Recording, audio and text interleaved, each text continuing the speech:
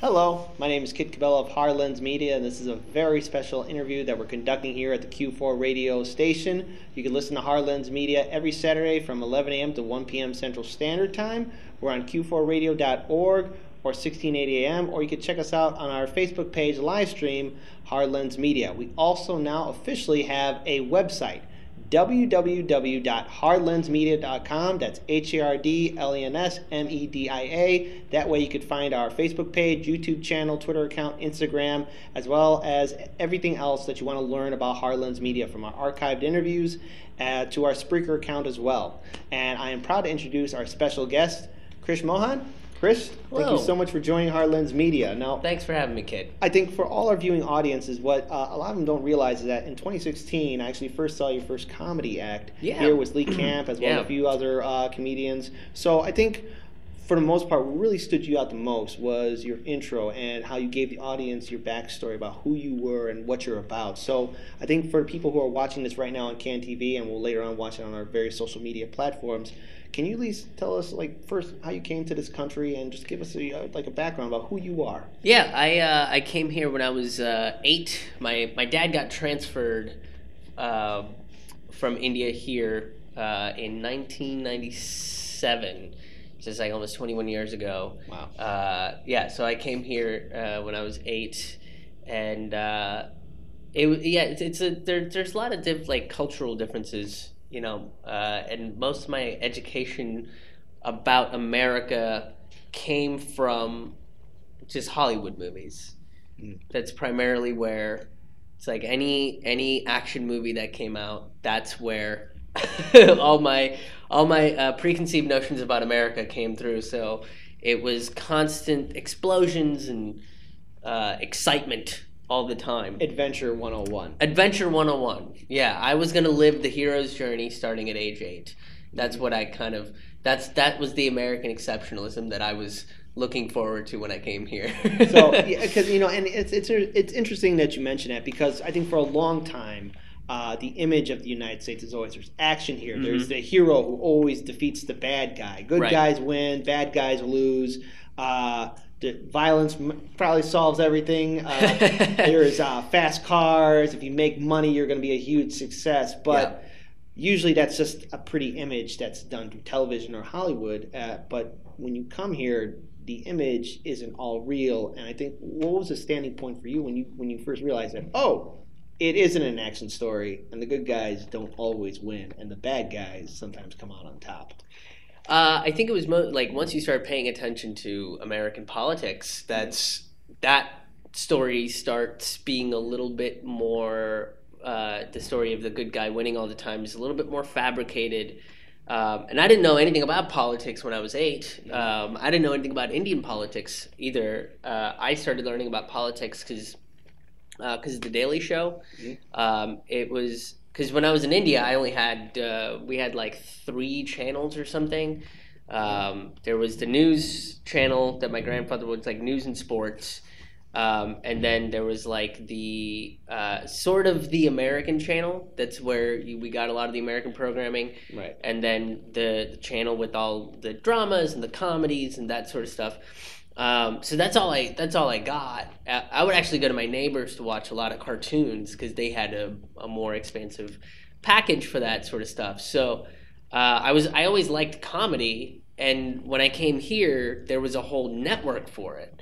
There's a whole channel specifically dedicated to the idea of comedy. So I started watching The Daily Show. That was sort of the first introduction I had to the American version of comedy, of what it means, what American comedy means here. So immediately that's some of the most political commentary you can hear. And when I'm 9, I'm not fully understanding a lot of the jokes because a lot of the pop culture references are just kind of go over my head a little. Yeah, you have to learn what's he talking about, this sort of subject, right? What's happening here? So through that is how I kind of learned about American politics, what a Republican is, what a Democrat is, and then once it came into the 2001 election. 2001 election was President Bush and Al Gore. Bush and Al Gore. That was the big kind of jumping off point for the Daily Show. That's when it became the giant within the satire world that it became. You know, that's really when I got to learn about American politics, and things like you know what capitalism is, how corporations start working, and who's this Dick Cheney guy? Where did he come from? Yeah, we all wonder that. Right, exactly. So that kind of sparked me to start looking in a little deeper, and trying to, like, when I first started doing comedy, I had no idea how to like address any of this stuff. But I always kind of had that in the back of my mind. So like the first couple, like most of my material was about my family, about, you know, like growing, but the common thread is that I've always grown up as an immigrant, and there is this cultural shift, like we're talking about, is it's not the same, you know, and kind of pointing out those differences and the absurdities within those differences. That's what I was talking about when I first started doing comedy when I was 16. Right.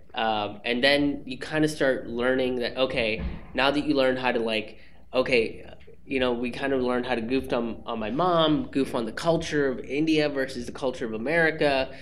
How do we start taking those tools and addressing them to social structures or power structures or corporations or the war on drugs, certain legislative actions that are that seem to be absurdist. Right. But all of that came through my understanding of it, which comes from Daily. So it's like I learned from comedy. I learned about a lot of stuff from comedy.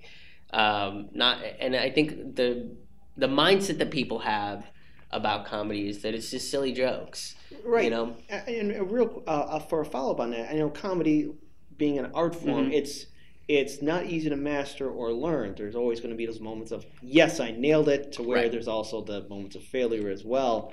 And you know, you were taking notes from the Daily Show as well as a few other shows as well. So for you, what was it like to really get that process down to understand the art form before you started getting to really tackling on the subject issues that, for example, politics? Yeah, failure was because I hear that from like Joe Rogan and a few other comedians as well. They say like first you got to understand failure. You know, you do you have to go up, and if you're going to talk about something that is important to you and figure out how to make it funny, right? And this is your beliefs, this is your identity, who you are as a person, what you believe. How that belief is evolving, you have to be able to poke fun at it, and you have to kind of be able to laugh at what you believe in order for you to try to understand what somebody else believes in, and then poke at that a little bit, right. And point out the hypocrisies and the fallacies within those belief systems, right? But you can't do that unless you understand your own. So a lot of it was going on stage. It's like I learned something, you know, and a lot of it would be conversational. Like one of the first jokes I wrote about race was I just had a conversation with a guy that said he was talking to somebody and he was like, oh, so-and-so is, they're a very nice guy, but they're Jewish. Oh, wow. And he was just like, I don't know what to do with that. And I thought that was very interesting to me, right? As a 20-year-old kid, that's an interesting way to talk about somebody. So I wrote a joke about it, and the first couple times I went on stage, I either got the reaction of you're being offensive because you're bringing it up, or yeah, Jews aren't nice people, and they're like, wait a minute, like those are two different reactions. So you have to take that information of I'm being offensive by bringing up this subject matter, and a side that believes that Jewish people aren't good people, and how do I take that information, add that to the joke, and make it work so that both sides can look at it and go, well, yeah, that's an absurd statement. Yeah. That's a ridiculous statement to make. That's interesting you bring it up, because I think for a lot of comedy acts, I remember when Dave Chappelle first came on to Comedy Central, people were saying, oh, his jokes are too real, or oh, that's really not appropriate to talk about. But when you are on the stage, Was there ever a moment, because you mentioned was that one joke, was there ever a moment where the joke was successful, but still some people were like, that joke is just too real, that joke is not appropriate? I mean, what are you trying to do here? Yeah, there's a lot of people that believe that comedy can't be utilized for social change. You can't bring up big issues in comedy, and I think that's the purest form of it. The jesters were the ones that could make fun of the kings. Right. They were the ones that could, take down that power structure, that could point out the hypocrisies of that power structure. So I think that's the purest form of comedy, is to look at the way a system is working, and say it's not working. You're lying to people and calling them out and using laughter as a device, because laughter drops your defenses. So when people come up to me and say that it's inappropriate that I talked about so and so, that's because they didn't go through that process to figure out who they were, and they're tied into the thing that I'm addressing and making fun of, right? Because regardless of whatever kind of comedy you do, there's always somebody's going to be the butt of the joke, right? Right. So to me, it's like, if I'm going to talk about religion, I'm not going to talk about the person that I did for a little while, but that's how you learn to build. Is I don't have an interest in talking about someone that goes to church every Sunday. Right. That person probably wants to go to church and feel good about themselves, and be a part of a community, and so on and so forth. What I am more interested in is the idea of organized religion. That's a system. That's a power structure in play. That's the butt of my joke, right? But when people's identities and their beliefs are tied into that power structure, I'm a Christian, I'm Muslim, I'm Hindu, I'm Jewish, and I'm attacking that power structure, and all of their identity is locked into that power structure. That's when they take it personally, and they come up and say, I don't like that you talked about that thing because you personally attacked me because I'm tied into that thing. Right. And even calling that out, if they haven't addressed any of these issues within their life, they haven't questioned their religion, they haven't questioned who they are, or whether this power structure really is helping them out or anything like that. They're just kind of going along with emotions, and they're saying, well, it's religion, so it's got to be good, right? They haven't questioned any of those things, so their identity hasn't really been found, and I'm kind of challenging that. And if I'm challenging that, then I'm the one, like, of course they're going to talk, of course they're going to get mad at me. Right. I think what the disservice is when they don't stick around to have the conversation, and come up to me and just say that I'm offensive, and they don't like the fact that I was making fun of Christianity or Judaism or Catholicism or whatever it is, and talking about the system for being what it is. And then they tell me that I'm offensive, and they tell me that I'm rude and I shouldn't be talking about these things. Why can't you just go up there and make fun of chairs, or talk about the grocery store or whatever? I think the biggest disservice is them leaving, right, and not continuing that conversation. So I think for it's not only here in this country, but it's a nationwide kind of thing across borders. People, humans, we're used to things that protect us or that we're comfortable with. The normal situation where we're used to our churches or mosques or synagogues or government institutions to basically protecting us, ensuring that, okay, I can relate to this political party or this ideology because I can relate to it, it's my thing. But as soon as you attack at it, oh no, I must defend it immediately, right, without really questioning it or being critical of it. So it's interesting that you bring up the fact that people aren't staying for the conversation, but let's actually add another twist to it. Have there been people who were offended by a joke you said about challenging their institution of belief and actually stayed for the conversation? And what did they add to it? Not in terms of religion. Okay. I think when it comes down to religion, people are offended and they leave. Mm-hmm. I had a woman at a club complain to the club owner that I'm talking too much just about it. Mm-hmm. And that offended her, and it made her uncomfortable, right? Politically, I've had over the course of probably the last 3 years, I've had a lot more conservatives come out to my shows and point out that they agree with me on certain things. There's a couple things that they don't agree with me on, and that's what I'm curious about. And if they are, let's sit down and talk about what you disagreed with. Why do you think that my statement about guns being a tool for killing is something that you disagree with? And they do provide a perspective, and it's a perspective of, again, that goes back to how the system has kind of dictated how you live your life. Rather than you choosing to say that I trust my neighbors, it's I don't trust my neighbors. I'm going to keep them, at arm's length so I know the enemy, but I don't trust them. I don't know what that guy does behind closed doors. I don't know what his family's up to. I don't know where they go during the day. I just see them coming back to their apartment and I say, "Hey, how you doing?" But I don't know if something's really up, right? So it creates this divide, and it helps me understand that. It helps me understand where some of these fears are coming from, and how to talk to them, right? To quell their fears, if there is a way to quell their fears. Immigration is one of those other topics that I think a lot of people are afraid of, because when you bring up immigration, it's jobs, it's crime, it's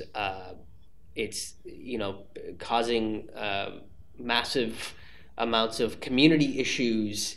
They're all dirty and or so speaking on and so another forth. language. Speaking another language. I don't know what they're saying. Yeah. Are they plotting? So that one topic brings up so many different risks and emotions, and that's because of how the system is made it to be. It's made it to be that these corporations are your friends, but the people that the corporations have hired to save money are the enemy. That's the reason why you didn't get a raise, right? It's because the immigrant got hired. The other is the problem. Yeah. And it's a slow, very staunch conservatives will disagree with me on the idea, the notion of amnesty towards immigrants. 100% disagree with me on. I even have liberals disagree with me on the idea of they're imaginary lines. There's no actual borders, right? They're all imaginary lines that we decided to draw for our benefit. Right. Which is this wild kind of hippy-dippy idea, but I don't see any value in differentiating Illinois to Indiana. Who cares? Right, because if you go up in outer space, you don't see those national borders. You don't see those lines. What you see is a solid landmass. Of course, depending on which landmass you're looking at, but for the most part, it's one world, and we're not all that different. Right. So, but that argument from the liberal side, the far left side that have come after me, talk about sovereignty and national pride and what about import and exports? I'm like, these are all made up things. Like, we all made that up. Everybody's like you understand that putting so much worth and value into it means that we're putting up worth and value in things that aren't real. Like, these are made up concepts that can change at any point. So if we don't see a concept that we made up that's working, why wouldn't we change it, right? And that's the thing, is what you put your importance on. That's the other thing that I get from talking to people. If you disagree with me, sit down and talk to me about it so that I understand what you're putting worth and value on. Because I'm putting worth and value in making sure that we're all taken care of and that we're using this planet to the best of its ability to take care of us and the best of our ability to take care of it, so that we can coexist with each other instead of destroying it. And how the thing that you put value on is counterintuitive to that. But some people don't see it that way, right? I've gotten a few people that basically say that the corporations know what they're doing, and that they believe that we're above it. Like, we're above the planet. We've gotten to a point where we don't really need the planet because we can create all the things that the planet's making for us. which that's an interesting perspective. Well, I don't fully know how to combat that idea. Well, the way I look at it is, when we see the human species, Mhm. we're just another chapter in Earth's history. And the fact that, we are not truly in control of this planet because we get these huge hurricanes or weather disasters that happen due to our impact on the environment. And if things go the way they keep on going, the Earth will shake us off like a bad case of fleas.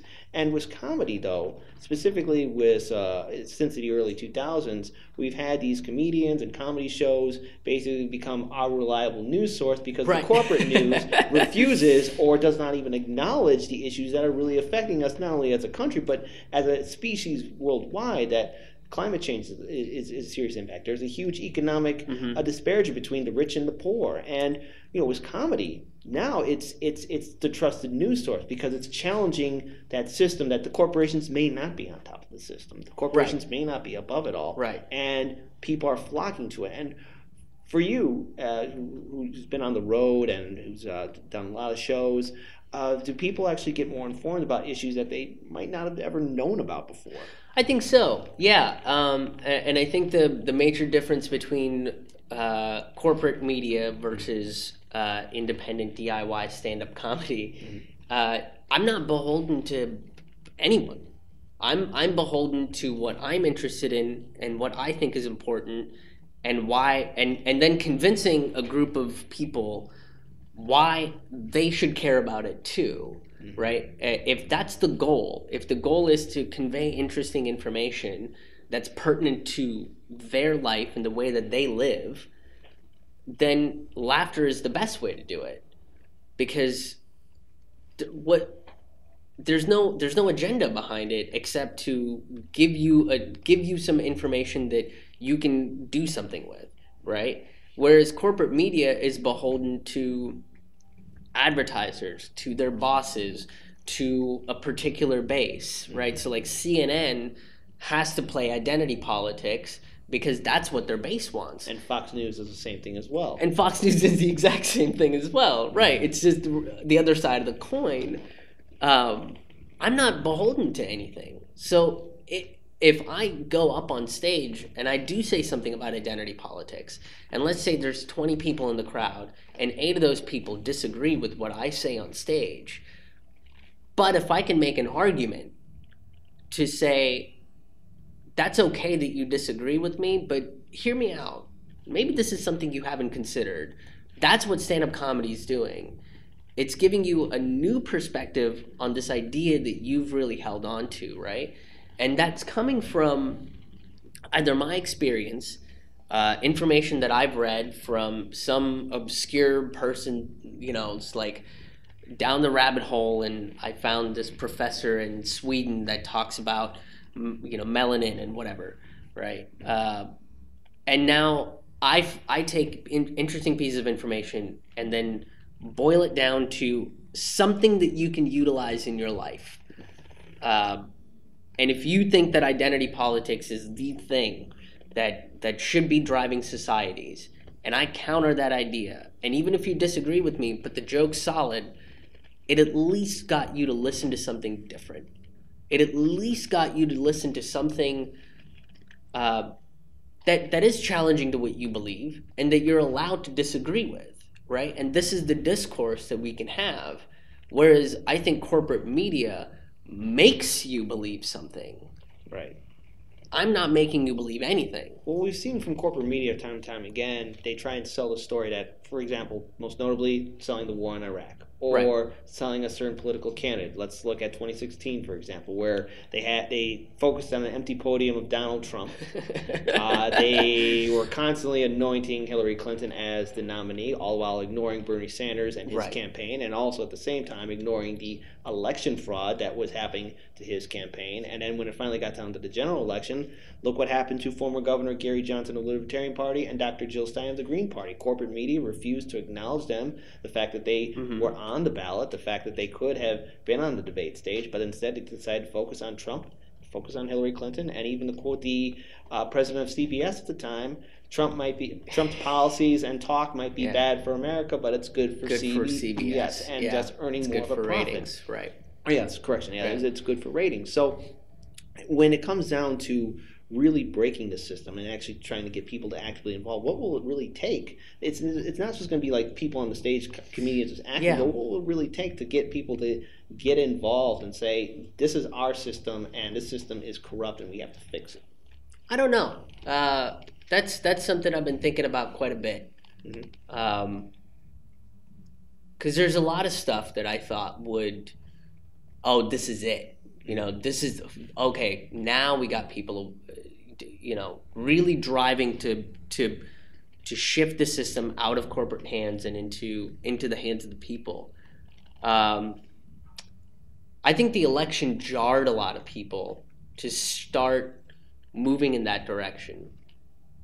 So for me, I've been paying attention to politics and probably started doing some kind of social commentary type of comedy in 2011, maybe 2010, 2011. Really like digging into more racial stuff, more racial disparity and religion, and sort of how we look at relationships, and that sort of stuff, which led me to where I am now. So that started in 2011, right? Let's just say that's the birth of me getting woke. There's a lot of people that didn't do that till 2016. So I had 5 years, right? So if we look at it in terms of education, it's like you went to college for journalism, and you went through 5 years of schooling for it, and you're about to graduate. And now there's this freshman that's in, and for the first year, they kind of just drink, and they don't really care. And then all of a sudden, you were kind of like, all right, you do the growing up that you kind of need to do, but I'm gonna go and report on this small neighborhood that's getting completely screwed over by this corporation that wants to move apartments in and destroy people's homes. I'm gonna go talk to people there and figure out the real story. And then all of a sudden, the year after that, they're coming up and going, "Oh, wait a minute, did you know about this?" It's like, "Yeah, man, I've known about this for a while. I'm trying to actively do something about it." And they're like, "Well, what do you do?" Like, because they've been jarred awake, right? It's like, "Oh, I just discovered who Chris Hedges was." Yeah, man, I've known about Chris Hedges for like a decade, But it's like you can't be condescending to them. You have to kind of help them through their awakening, essentially, right? I don't know what issue it's going to take. But maybe labor. I think labor might do it. All right, and real quick for our viewing audience, because we have to wrap this interview up. Yeah. Where can they find you on social media to learn more about you, as well as that tour that you're doing right now? Yeah, you can find all of my information on my website at ramennoodlescomedy.com. That's RAMAN noodlescomedy.com. My Twitter is at Krish Mohan.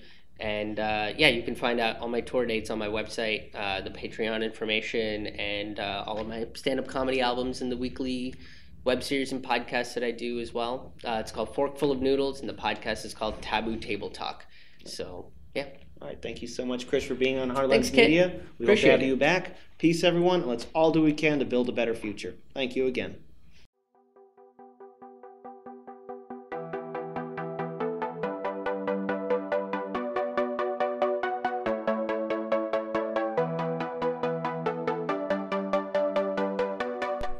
You're watching Hard Lens Media.